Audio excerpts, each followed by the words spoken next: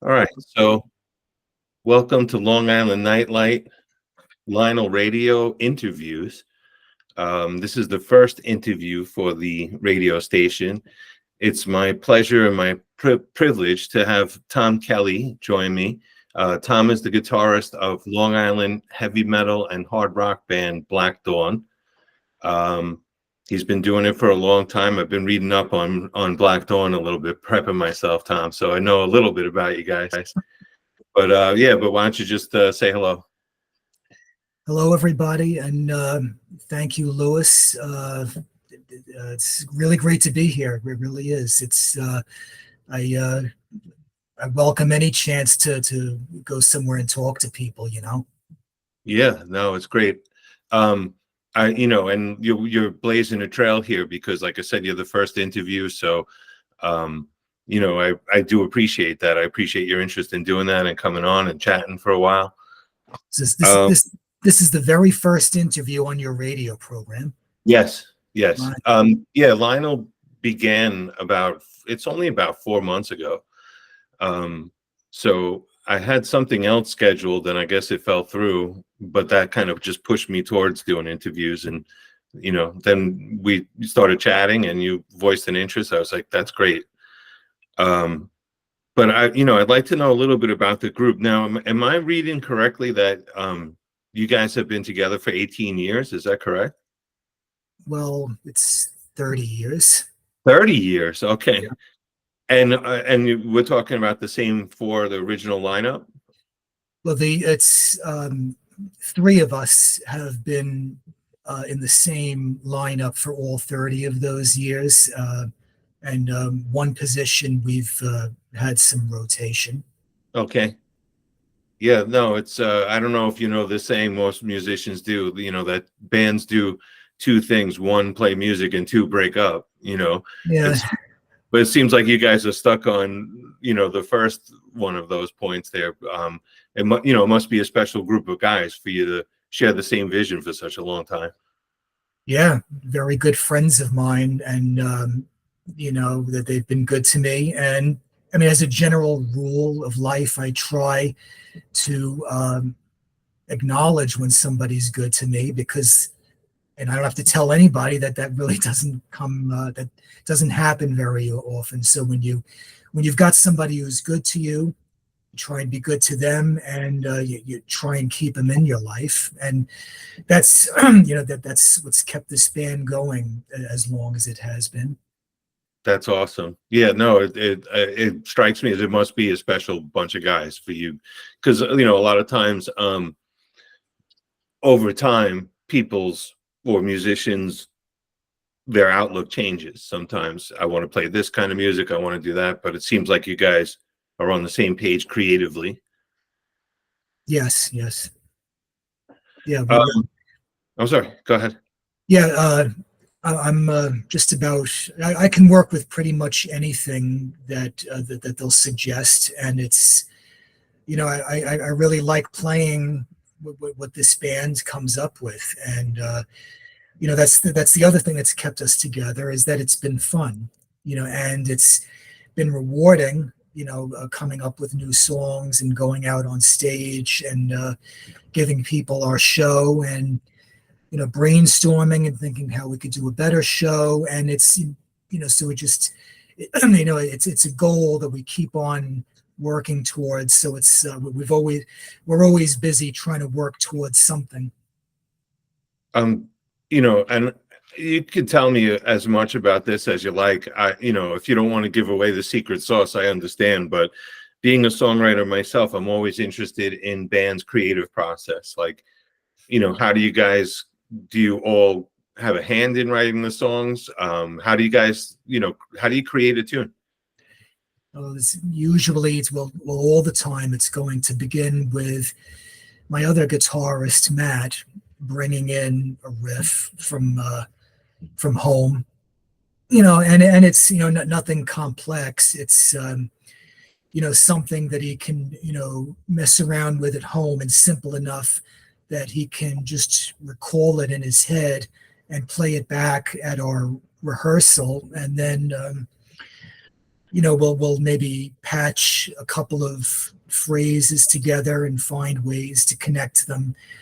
And our drummer Enzo, really, provides the great beats behind even the simplest riffs, and that motivates us to keep going. And then from there we're working on the lyrics and vocal melodies, and that takes some work in the writing sessions. Sure. And then finally, we're adding the last flavoring, like maybe any effects we want to try, if we want to add leads here and there, anything that we could fine tune, or any changes we could make along the way to where we think maybe at this point people might be getting bored and we don't want to lose a crowd. So, we're just going to throw this in here. And then, by the end of it, we've got what is hopefully a halfway decent song. That's really cool that you keep the performance aspect in mind while you're writing. You picture yourself performing the song, and you want to make sure that you keep folks interested, and that's a cool thing. I like that. Well, I'm constantly trying to learn how to do that and train myself to do that. And I think the key to being able to do that is to put yourself in a concert goer's place, right? So what do? I try and go to shows as much as I can, to, not only to support the bands and the venues and the promoters and every business that has a hand in keeping our scene going, but to try and see things from a fan's perspective, and silently among just within my own head, I might critique a band if they're doing something where I'm starting to get bored or whatever. I find myself looking down to my phone, or maybe I'm thinking that's the time when I'm realizing my drink is empty and I have to go and use the facilities. Yeah. That means for whatever reason that they haven't grabbed me. And what I try and do is, with the songwriting and any suggestion I might make, or, like we talk about at practice, to avoid losing people at a show. So that way, they're not going to think about going to the bathroom, at least until the song is over.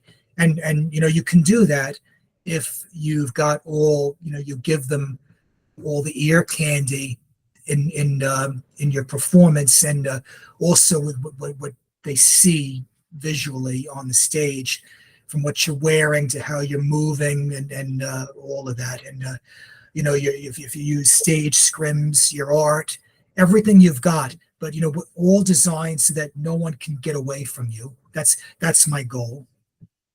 I've been listening to some of your tunes, and it sounds like you have some diversity in your music. I mean, it's heavy stuff, it's hard rock, but like, for example, Hold Me Down, I've been playing, I've been spinning that on LINL. About 2/3 of the way through, it really kicks into another gear, right? Yeah.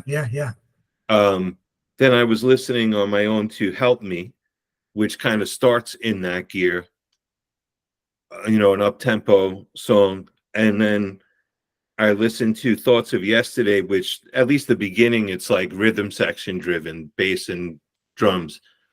And to me, it seems like that could be part of your grabbing attention, because you have diversity in your writing. That's what I see in it anyway. Yeah, absolutely. It's you try to avoid having all the tracks on an album sound exactly the same, while at the same time each one representing your style. Is Yeah, I think you guys are successful with that, definitely. That's, you want people to not just listen to the first track. You kind of want them to go to the next track and say, oh wow, okay, so it's got something like this. It wasn't quite like track one. Track two is something else. All right, well, I think I'm really going to go out on a limb and listen to track three. So wow, okay, this is something. This has something that tracks 1 and 2 didn't, and so on. So, and before you know it, you've listened to the whole album. And So that's Yeah, that's like I said, that's the impression I got, going through, some of your tunes. I was like, there's they're not recreating the same song all over again, which is great. That definitely will keep attention. Um, so, I mean, I want to hear about this, and I appreciate you talking about your writing process. That's really awesome. I want to hear about this big show that you have coming up on Friday. You tell me, whatever you can about it, and then I might have a couple of things to add. And one of my cats just joined us, so okay. the cat wants to know too. Yes. Yes, so we're going to be going back to Starland Ballroom in Sayreville, New Jersey, to open for Steve Adler. And this is, I'm very excited about this show for a couple of reasons. The obvious, because Steve Adler is going to be playing Sure. there, and I'm looking forward to hearing him play all the Guns N' Roses songs. I saw him play several years back when he did a show at Blackthorn 51 in Queens, and I had a lot of fun when I saw him, and Yeah. he looked very happy to be doing what he's doing.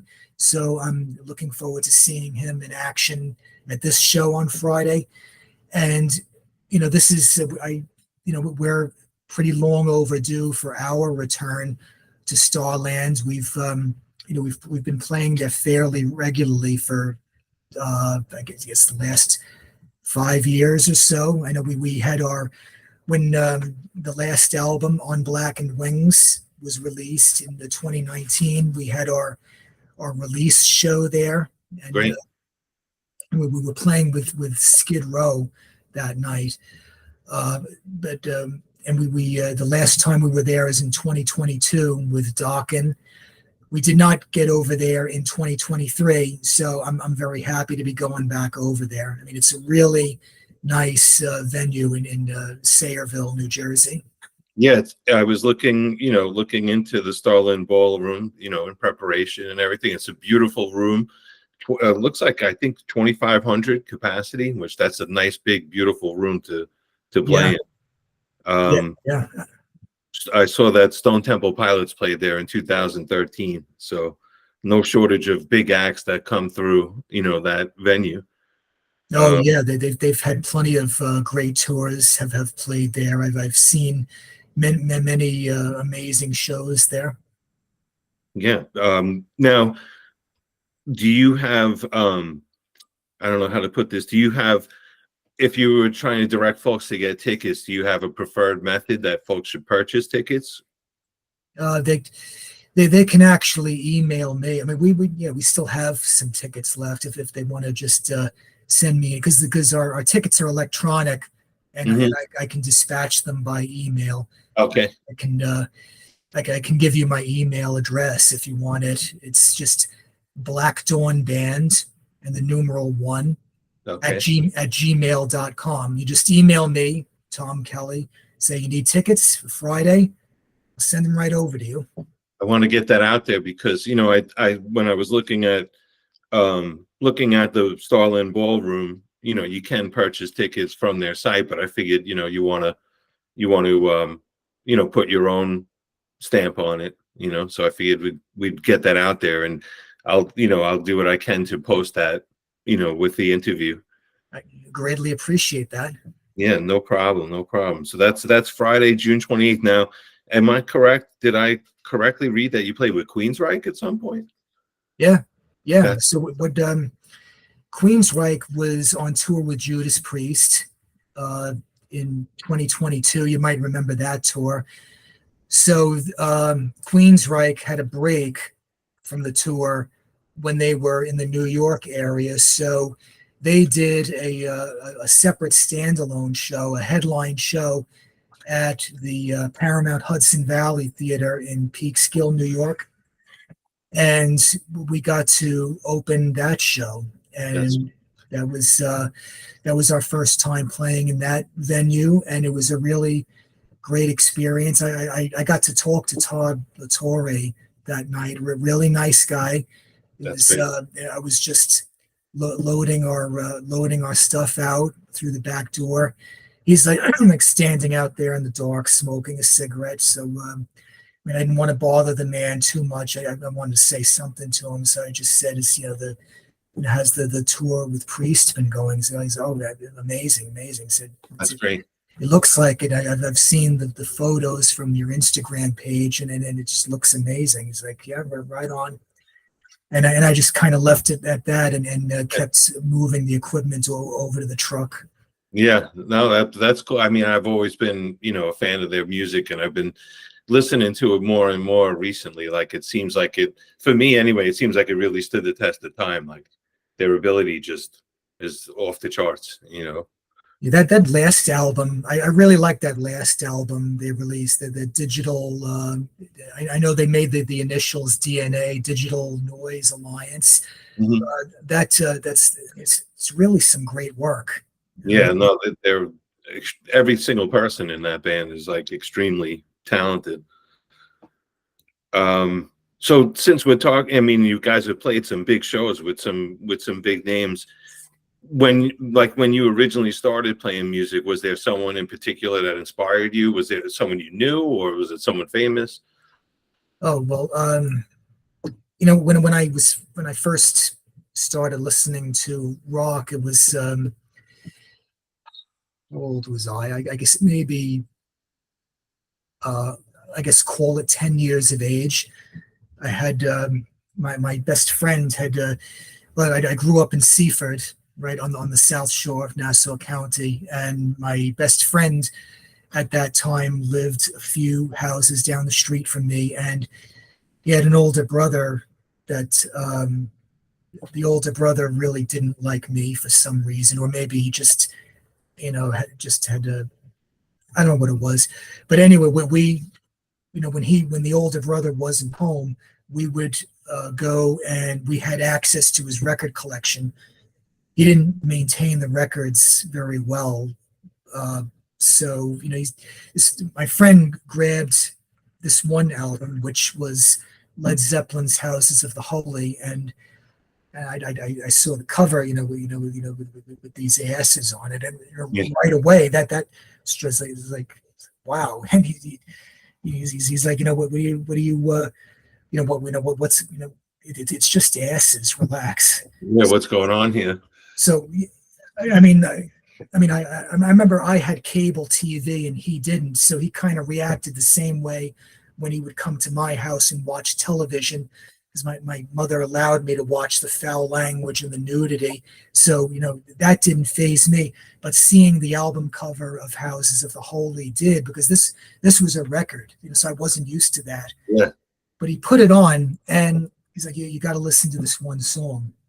The song he puts on is No Quarter. And I'm listening to the organ playing, and like, wow, this is I don't hear anything like this on the radio, no, at least not on any radio station I listen to. So I'm listening to this, and I'm listening to Robert Plant singing those words, and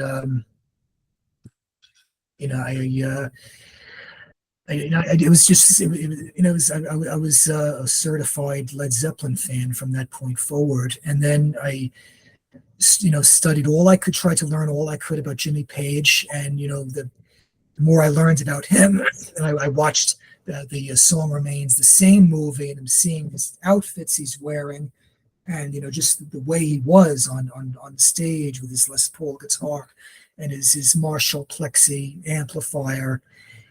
And I got to do that. I have got to do that. So I started taking guitar lessons. I started trying to learn Led Zeppelin songs, and that turned into learning a bunch of rock music. And years later, that turned into learning a bunch of metal music, and I'm still at it today. yeah. A lifelong pursuit, pretty much, right? Yeah, absolutely. I mean, I think it's been very rewarding. It's I really enjoy playing the shows. I really enjoy recording the albums, and having my hand in creating the songs. And going to shows even where I'm not performing and just joining everyone else and supporting another band. It's all been very good for me. Awesome. All right, so let's say 20 minutes after this interview is over, you decide to, unwind and you're going to throw something in the CD player or whatever. What are you listening to currently? I'm just curious. Um, for some reason that I've been kind of on a White Zombie kick Oh lately, wow, okay. but that's probably because I just played a White Zombie song in a Decay and Decadence show. I mean, for anyone in the audience who doesn't know what that is, that's an organized show with made of all local musicians that play other band songs, but they're doing it with musicians they've never played with before. Oh It's cool. it's the idea, as I understand, the idea originally started when somebody wanted to come up with like doing an all-star show, kind of like you have the Pro Bowl in Yeah. football. They wanted to do something like that as a metal concert, and they had something like that going, and so it went very well. So all right, we've got to do this again. So it happens twice a year at different venues, but each time it's done, it gets a little bigger because more musicians have gotten involved, and the organizers really work hard on this. Every musician who participates gets assigned anywhere from 3 to 5 songs. So I've got to learn the guitar part for these songs that I'm assigned, and on each one, I'm playing with 3 to 5 different groups of people. So you really don't know exactly how it's going to turn out until the show. The exception being is that we all get together 1 week prior to have a big practice, just so that way, in case there's any you know big issues that Yeah. anybody's having with any of the songs, it can be headed off. And then those people that are assigned to that song have an extra week to kind of iron out any kinks they have. And then the day of the show comes and it's a lot of fun. And then you have all of these, everybody's like playing with everyone else that they never would have otherwise played with. But just to explain what that is, one of my assignments was White Zombie's Black Sunshine, Oh which cool. I never got to play live before, and I really liked it. It came out sounding great. I had a lot of fun, and so now I've been going back to those couple of albums they put out. Yeah, really the album with Black Sunshine, I really dug that one. It was more hard rock, more heavy metal, and less, I guess, techno. The way, not that I dreaded anything he made afterwards, but that album really struck me. I thought it was really cool. Yeah, La Sexorcisto, Devil Music I'm Volume. glad you said it. I don't know. I didn't want to mispronounce it. So, Yeah, yeah, yeah. I but mean, I've been streaming the album, so yeah, I'm pretty clear on what the name of it was. yeah, no, that's cool. I mean, I appreciate that too. Like, just curious what you might be listening to, you know, and where musicians are listening is probably connected somehow to our playing, right? So Yeah, yeah, yeah. The White Zombie was popular in the '90s, which was right around the time we got started, the early '90s, and we Black Dawn draws some of their influence from that band. oh, cool. Um, so you talked about collaborating and seeing other bands. How did you? I'm just curious how you got involved with this July show or the Poppy Palooza and with Frequency Overload. How do you know those guys? How did you get connected to that? Uh, well, Frequency Overload. You probably know Thomas from that band. I only met him. Uh, was it like a year or so ago? Invited everybody over to his house, and he organized a show at his house, like right in his in his front yard, in his Yeah, garage. yeah, he Right. mentioned that part one of this palooza was at his home, at his house, in the front of his house. Yeah. So I was there, and it was a little far out to drive from me, Rocky Point, but I wanted to check this out because I saw the event on Facebook, and a lot of friends of mine, people I know, were going to be there, and I wanted to check this out, and I just wasn't expecting all of the effort that he put in. I mean, he had his front yard with with all these canopies and all the, he had the thing catered. I mean, he had Wow. people going through his house to eat this catered food, and had these bands playing in the garage, and he had this ale that was on tap. Oh man. It was just it was just so much work he put into that, and that struck me right away. Because I really noticed because it's no secret that being a musician is, it can be damn discouraging at Oh sure. times. In fact, if you're the kind of person that is, where people get under your skin really easily, and uh, you're not good at hearing criticism of what you do, then I would recommend you do something other than music. But that's part of the reason why I like to do what I can to at the shows is to encourage people, and if I think they sound good, to let them know what I think. Because the worst thing that'll happen is that they'll spend time writing this great music, and because they have a string of shows where they've got two people in front of the stage, then they're just going to say, oh, the hell with this, it's really not worth what we're doing, nobody cares anyway, and so they quit. Seen some great musicians just quit because they get discouraged. So trying to encourage people, but of all the people, the musicians out there, I really notice the ones that are doing the work, that Yeah. do a lot of promote, like he does. In fact, Yeah. for this show that we're playing on with him next month, he had these cards printed, right? Yeah. He mailed a packet of them to me, so I've got them in my car, and and I'm going to be giving these things out Yeah. wherever I go, like at I mean, even at Starland, for the hell of it, I'm going to have a bunch of these out on the merch table. Yeah. You don't So know if there's a Long Islander there and they decide they want to come see you again. yeah, you never know. You never know. I mean, this is, so yeah, having the printed cards is a good idea, and you know, when I went to a show last weekend in Seaford, there were several people that know me, and they, so what are they going to ask me? Well, when are you playing again? So now Yeah. I reach right into my back pocket. Yeah. Here you go. Yeah.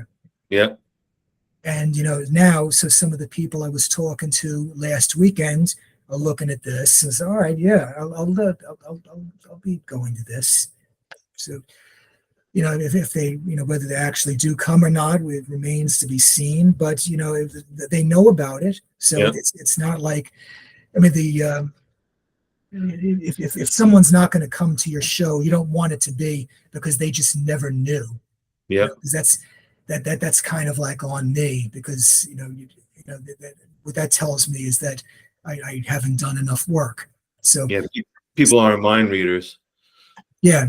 I mean, but somebody who does this and goes through this kind of effort is somebody who does the work. And I know I'm rambling about Thomas, but we played with Frequency Overload during the winter at a bar in Bethpage, and for that, I know he carted a bunch of people to that bar out from Rocky Point to Nassau County in a van, and it really helped fill up the room.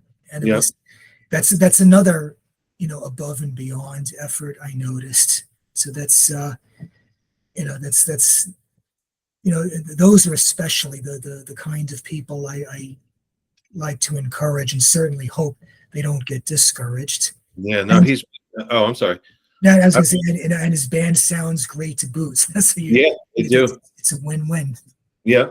I was just going to say that he's been a big supporter of Long Island Nightlight from the beginning, and contributing like a lot of great music and everything like that. So, I'm looking forward to that July Poppy Palooza show. I'll get to see you guys, Yeah, perform, and I'll get to see Frequency Upload. I'll probably be introducing you actually because I'm the MC awesome. for that show, and I'm just sitting here thinking, I hope he caters this one too, you know, because I like to eat. So, but yeah, no, that'll be a lot of fun. So you got Friday night Starland Ballroom with Steven Adler. Steven Adler is no slouch, by the way. I don't know if we mentioned this, but he was inducted into Rock and Roll Hall of Fame in 2012. So Yeah, you're rubbing elbows with a Hall of Famer there Friday night. yeah, One, yeah. It's really really going to be great. And I've seen some video of some recent shows his band has done, and they really sound great. I mean, it's going to be a great night. yeah, no, that's, I mean, from what I'm reading, he was a big contributor to their best album. So like I said, that's that's another notch on your resume there, along with Queensryche and some of the other great bands that you played with. So that we have that on Friday, and then July 13th, right, out in Setauket, right? Yeah, absolutely. I mean, it's we're kicking off this summer with a bang, and I'm really looking forward to it. That's awesome. Well, Tom, I really appreciate you coming on and talking about your shows and your music and your writing process and your inspiration and all that kind of thing. I'm definitely interested in those things, and I'm sure any audience that views this or listens to this is going to be interested as well. So I really do appreciate you coming on here tonight. Oh yeah, it's my pleasure. It absolutely. Well, and I guess just, before I say goodnight, I just wanted to wish you the best for Friday. You know, I hope you have a great time and a great show.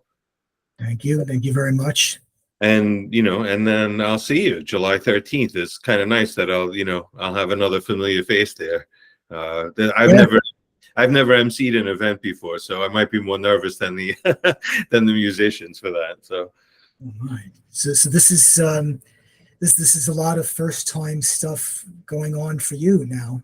yeah. I appeared at an event last Friday out in the Hamptons on behalf of the radio station. That was the first time I did something like that. So, but yeah, and I left some of those blue cards out there too, because Tom got a hold of me and sent me them too. So I put some of those out on my table as well. So Yeah, every little bit helps. yeah, absolutely. I know Um, after Friday's show, I'm really gonna this July show will have my full attention, and I'm gonna hit this as hard as I can, and really try and get a lot of people out there. yeah. Um, when the interview concludes, I'm going to do my best as a programmer to have your music on, your Hold Me Down song, kick in right when we're done broadcasting the interview. And I just want to extend, you guys have, it doesn't have to be a new release. You guys have any music you want to send me, feel free. I'd be thrilled to play it. So, Okay, yeah, I'll definitely send you some more stuff. I can send the MP3s to your email address, right? yeah, that would work great. I Will appreciate it. do. All right, Tom, thanks. Good best wishes to you Friday, and I will see you in July at Poppy Palooza. Yeah, yeah, definitely. I'll see you, Lewis. Thanks again for having me on. It's a pleasure to be here, and I'm happy to see that you're doing well with Oh, the thanks. radio show and everything else you got going on. Yeah, no, and it would be, some folks have said to me, it's a great thing that you're doing, but I wouldn't be doing anything if folks weren't contributing their music. So it's really a matter of the contributions of the musical contributions. And now, you appearing for the first interview, I wouldn't have anything to do. So it's really, really, my gratitude just goes out to everybody who's contributed. So. Yeah, I mean, and any scene has contributors at every level, right? The Yeah, concert goers, the sure. the concert promoters, the venues, and the talent buyers. From the small bars, like right up to Barclays Center. I mean, I try and attend all the shows, from one end of the spectrum to the other, and get to know as many fans and musicians as I can, and try and do whatever I can to keep this going, because I want the shows to continue for as long as possible. Yeah, no, definitely. Well, it seems like things are thriving to me. So, Yeah, um, in not quite 4 months, I have 12 and a half hours of music in the music library. So that's a lot of folks are interested in getting some airplay and helping me out too, giving me something to do. So, but okay, thanks again, Tom. Really appreciate you. We'll be in touch. And like once again, just have a great show Friday. Kick some ass out there. we'll do. We're looking forward to it. It's I know it's going to be fun for us all. Cool, man. I can't wait to hear about it when I see you. Yeah, yeah. Well, I'll tell you all about it. All right, sounds good. Thank you very much, Tom. Right, have a good night, Louis. You too. Thank you. Okay.